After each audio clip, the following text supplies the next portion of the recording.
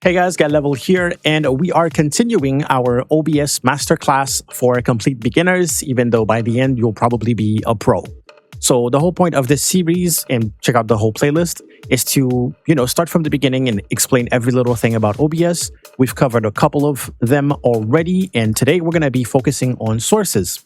In every new video, people kind of glance over OBS sources because we don't use most of them.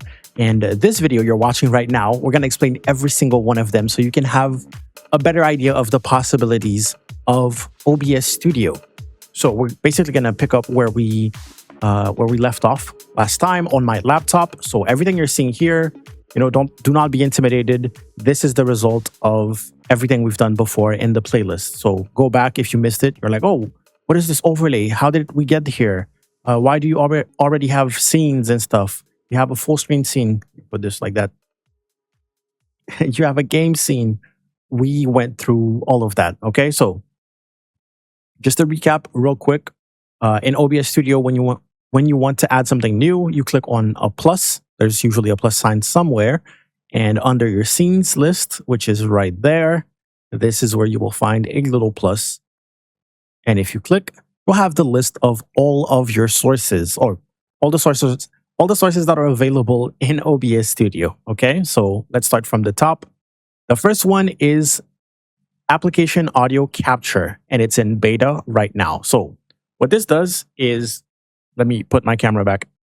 What this does is basically capture audio from a specific source, as in a specific program that is running. So you could capture Discord, you could capture Spotify with this. But if you watch the previous video, we have something called desktop audio, which is still here. And desktop audio usually captures everything that you hear. So if you hear it, the stream will hear it, meaning that this might not be useful in that case if you're using desktop audio. But if you really want to have full control over everything, then you might want to use this. Okay, so I'm going to click on it just so we can see the options. Every single source has its own options. It'll tell you, give it a name, and then we'll give you the properties, if you will, right?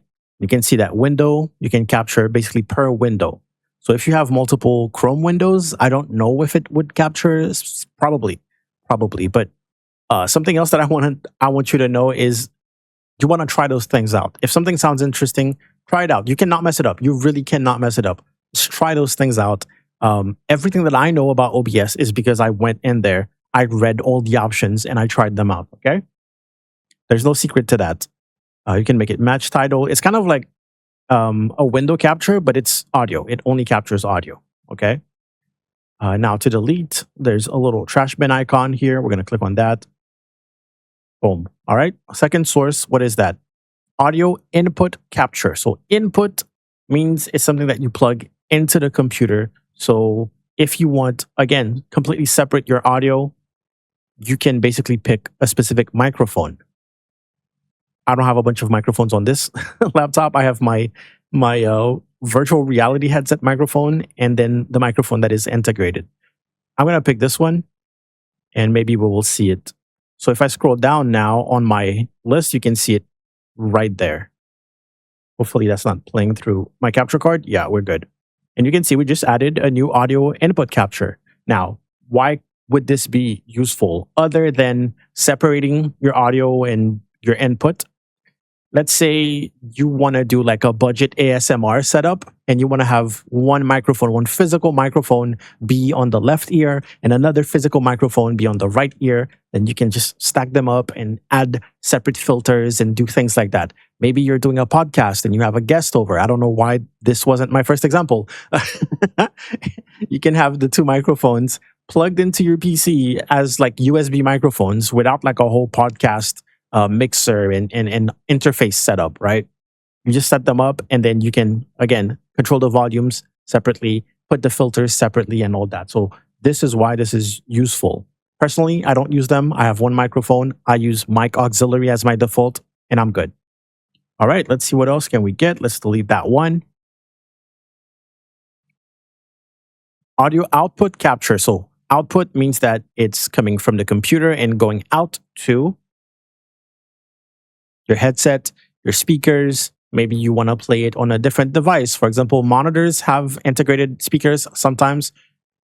Those are output sources, right? So if we click on it and click OK, let's see the properties. It'll ask you something, and usually you will find your headphones, your speakers, your TV if you have one connected, and things like that.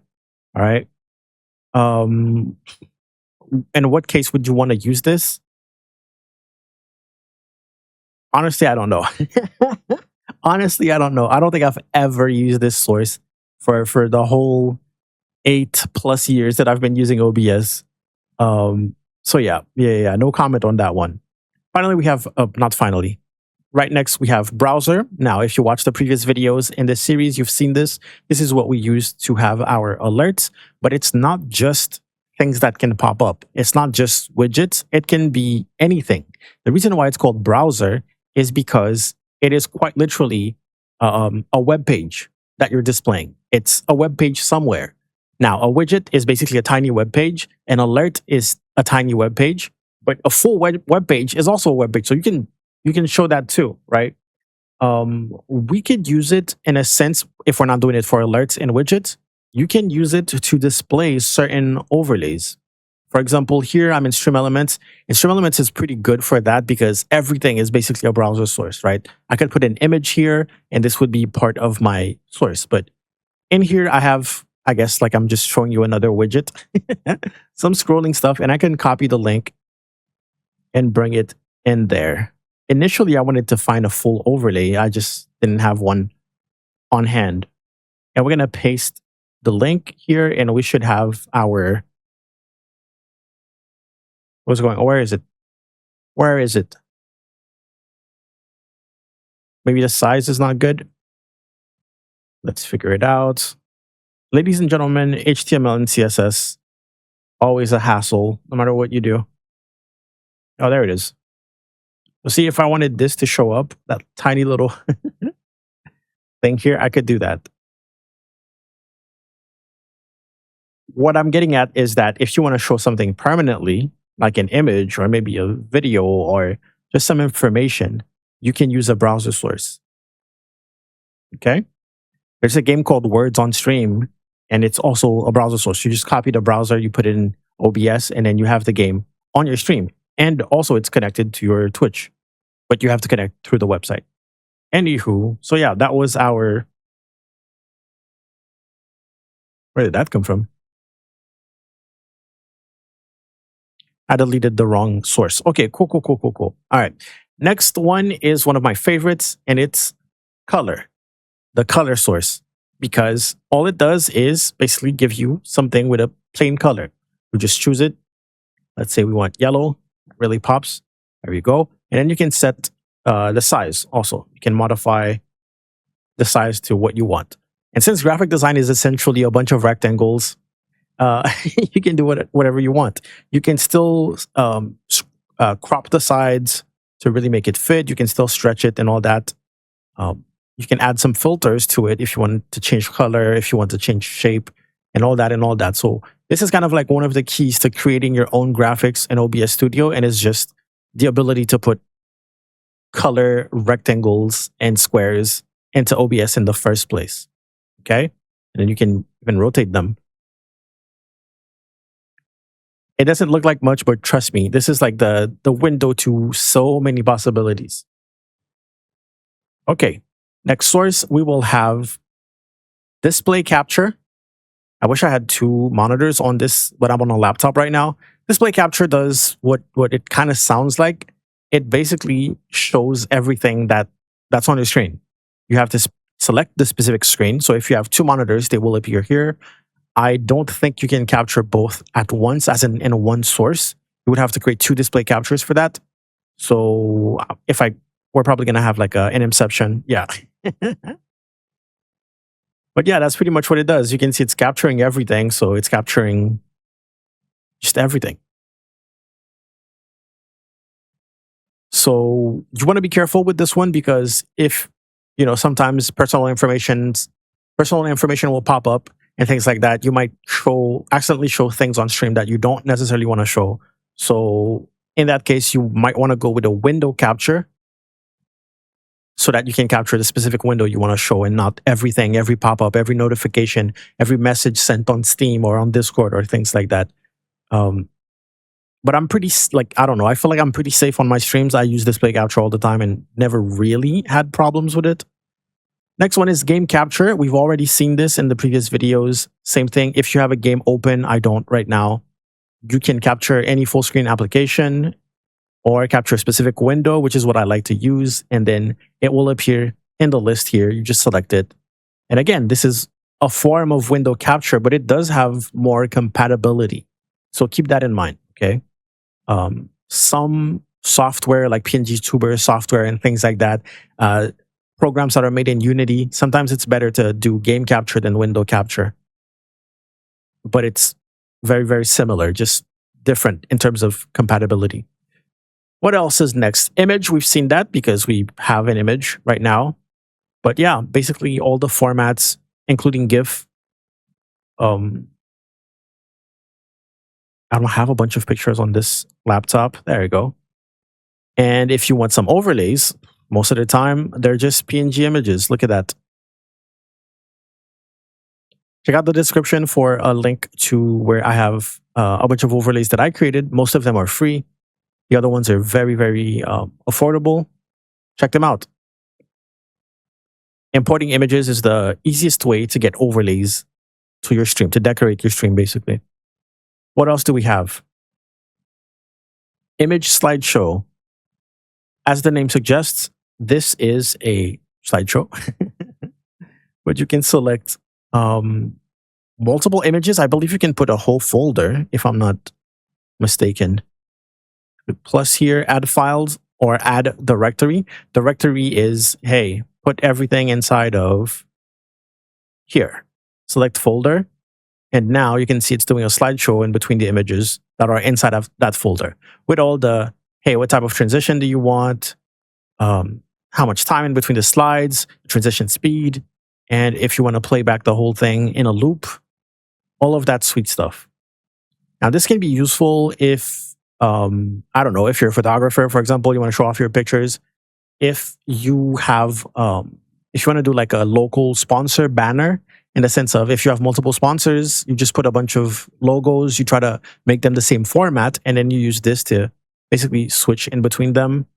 If you have multiple messages that you want to show off, like, hey, buy my merch right there. Oh, hey, follow me on Twitter. You can create some graphics and put them in a slideshow and have it right here.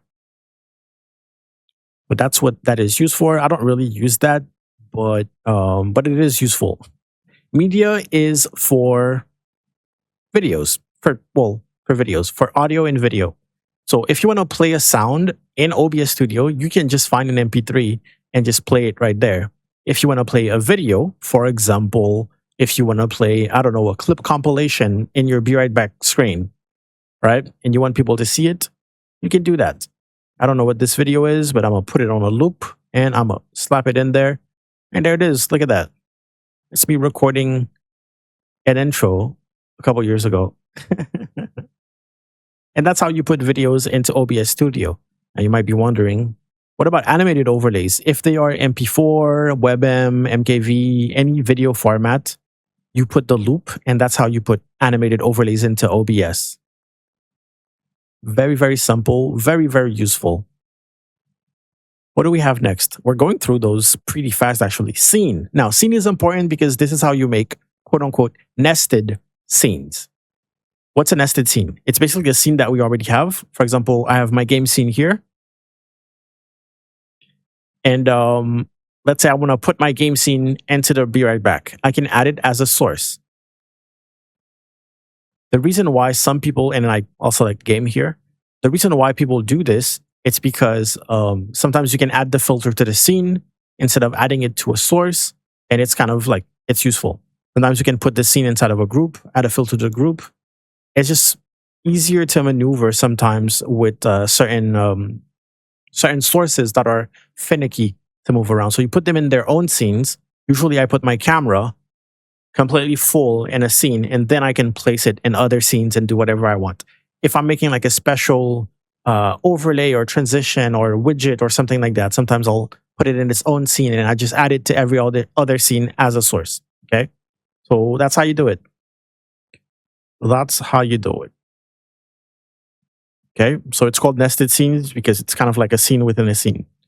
Then we have text GDI, and this is basic text tool with honestly a lot of options, which makes this pretty powerful actually as a text tool.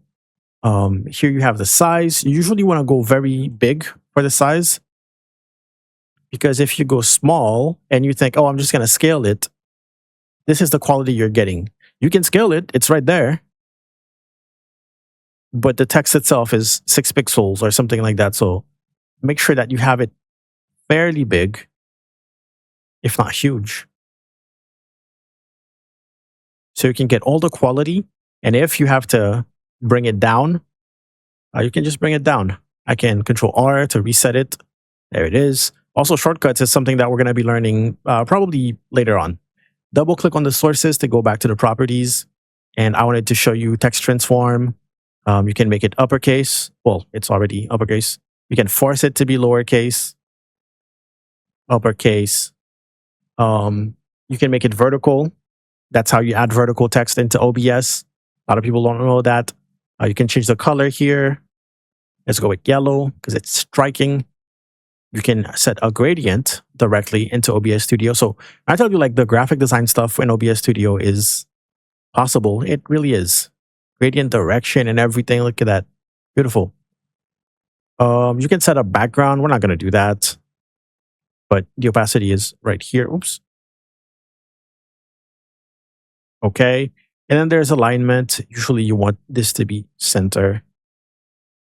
Vertical alignment, also center. Use custom text extent is, how do I explain this? Let's say that you have something like recent sub your dad 67, and you want this to be scrolling, right? There's a filter. We're not doing filters today, but there's a scroll filter. You want it to be scrolling, so you make it scroll like that. Quickly, you're going to see that we have an issue, and that issue is that after it finishes, it starts over right away. There's no space in between it. Okay, so visually very cluttered, not really good. What you can do with custom text extent is add extra space or remove space. So it's not bound to the I don't know how to explain it. It's not bound to the layers, to the text at all. So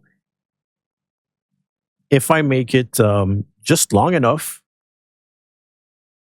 and tall enough, I should be able to get something out of it. Is it not doing what I think it's supposed to do? It's not.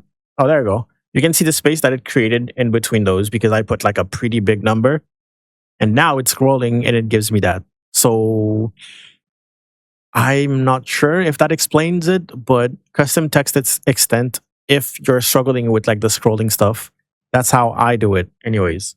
There's some extra stuff that you can do with the text if you press Control E, which is edit transform. We don't necessarily need to go through it. All you need to know is that this controls the bounds, right? So that red box around it, maybe you think, hey, if I have something modifying this text and it's dynamically changing, just like, the name of the person who just followed. If the person has a super long name, I don't want it to be cropped and I don't want it to take a bunch of space. What you can do is set this to, what is it, fit or stretch or automatic. And then keep the alignment in the center. And now, technically, if I move this, so if I play around with the box, it should try to fill it. There you go. You can see the text automatically starts scaling up and down just because I'm modifying the height. So you can really make it fit by just doing that.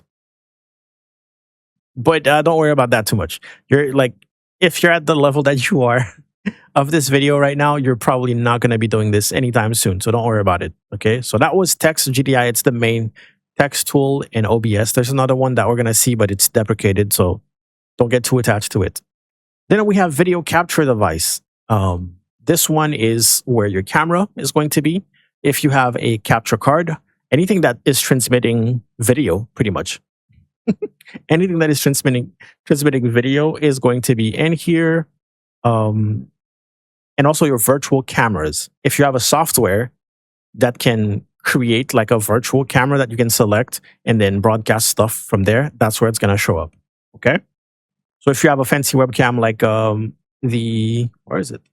The Link 2 or the Elgato Facecam Pro, those software usually gives you the option to have a virtual camera. As you can see, Elgato virtual camera here. I haven't plugged in my link. Mine's the 360 link. Whatever. Video devices, basically. That's all you need to know. That's that. And then what else? Finally, we have window capture. We talked about that. I think I have a Chrome window open. We're going to capture that. So select the window to capture. Every window you have open is going to show up here. And now I can capture my Stream Elements window, for example. And there it is. And now I'm showing that specific window, which means that if I do anything else on stream, people won't see it. As long as it's not on that specific window, no one's going to see it. Okay. And that window is Chrome, by the way. It's not that specific tab or whatever. If you're going to go in here and switch tabs, it's going to capture that. Okay. The window is like the same solid window that you have here. See, it even resizes. So understand that. Understand that. And if you minimize it, it might not show up. Keep that in mind. We're almost done. Group. You can create a group from no. I never actually realized that. I'm learning. What the heck? So you can create a group. You can see here I created a group. I can probably rename it. Let's say that I wanted a couple of widgets to be in one group. I would call this one widget. And then basically I can drag and drop stuff into it. Let me drag and drop this and drag and drop that. And you can see then I can collapse it. It really helps you organize your sources in your scene. And then I can turn off the whole group and it turns off everything and turn them all back on. So yeah, you can create, I've never created groups like that. So this is kind of new to me. That's so funny. Okay, finally we have deprecated and there's text free type 2. And that's just a different type of text tool, but it's still very similar. You can still type whatever here, select the font, same place. And yeah, just have your text here. I don't know if this one has custom text. Yeah, it has custom text with word wrap, just like we had. There's also just a couple of options, but yeah, this is deprecated. So probably at some point it's not going to show up. Now there is an option that says from file, and I believe it is in our text GDI too. From file means that it will read the text. The text that shows up here is actually going to be read from a file. So if you have a notepad with some notes or something that you want to dynamically change, aka, let me try to do that. Hold on, I'm scared because I don't know what's on my notepad. And the new notepad things, nothing bad, but sometimes I put literal passwords and stuff. See, I don't even know what I'm looking at. Sometimes I have passwords and I have codes and things like that. There it is. So if I go testing notepad and I save this, it's very important that it's saved somewhere. I'm going to save it on my desktop and I click save. Okay. If I go and browse it and I find it right there, you can see that the text switched to exactly that. Okay. So testing notepad is here. So if I want to modify it, it's not going to be real time. Okay. I'm going to type. You can see I'm typing, but it's not real time. Only when I save will it update. Now it's updated. See it? So what happens here is that some software will take a text file and then rewrite it. Stream Labels was a software that Streamlabs had that used to do that. It would literally take a text file with your recent follower and it will just rewrite it and then resave it so that your recent labels would show up on stream. Okay, that's how it used to work. And that's pretty much all for the sources of OBS, of vanilla OBS. Of course, you can install plugins that will give you way more sources. On my main computer, I have way more sources than that, but that's already a lot of things that you can do. Next video, we might talk about filters and go over every single filter that you can probably use. Sorry about that. Which is not a ton, but those are already very, very powerful for you to be able to accomplish a lot of stuff. Okay, so stay tuned for that. There's also audio filters that you can add on your audio. And you know what? We might make a little course on what type of filters you want to put on your mic when you first plug it in, because there's no real mics that are plug and play nowadays. Okay. Especially since OBS has, you know, equalizer, compressor, expander, a lot of really cool stuff. Limiter now. Oh, wow. I haven't touched this in a while. That's why I'm surprised. Anyways, follow me on Twitch. Follow me everywhere. Thank you so much for watching. Make sure you subscribe so you don't miss the next one. And if you have a friend who wants to get into streaming or whatever, share the playlist with them. Okay. This is a whole OBS masterclass playlist. And I appreciate y'all. Shout out to my YouTube members. We have Pixie Bluey, Classic J, 6-Speed Steve, Nella Davis 4418, Dakota Miskus, DJ Rensborg, Charities 1411 World, sorry, and Dogman Morgan. What was the full name again? Dogman Morgan 9660. Appreciate y'all so much, especially Pixie Bluey, who's been a member for 42 months. Dogman has been a hero member, so that's like the higher tier. Appreciate that so much. I'm trying to get better at shouting you guys out and also putting more member exclusive content. So if you're watching this, you're not a member yet, consider it.